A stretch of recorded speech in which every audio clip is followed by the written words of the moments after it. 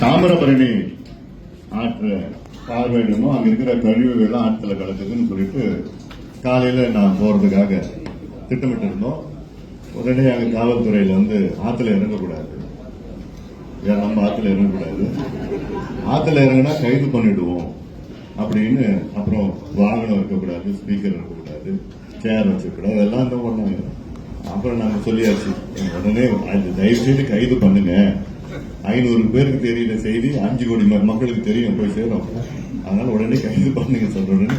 அப்புறம் அவங்க கமிஷனருக்கு செய்தி போய், கமிஷனர் அதெல்லாம் உண்மை கிடையாது, அதெல்லாம் நீங்க நடத்துவீங்க, ஒன்றும் பிரச்சனை இல்லை.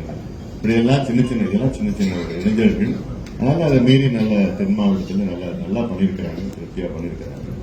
நம்ம தமிழ்நாடு முழுவதும் இப்ப எனக்கு இன்னும் அடுத்தது மேற்கு மாவட்டங்களில் கொஞ்சம் மறுபடியும் இது போன்ற சிக்கல்கள் கொடுத்துருக்காங்க.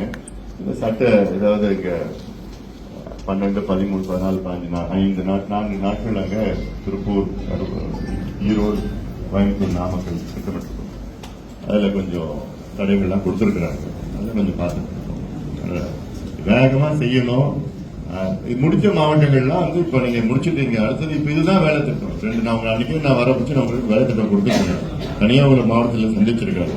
ஆனா இடையில ஏதாவது கொஞ்சம் எனக்கு கொஞ்சம் இந்த வேகம் பத்தல, அதுக்குதான் இன்னைக்கு நம்ம சந்திக்கிறோம். எனக்கு வேகம் கொஞ்சம் அதிகப்படுத்தணும்.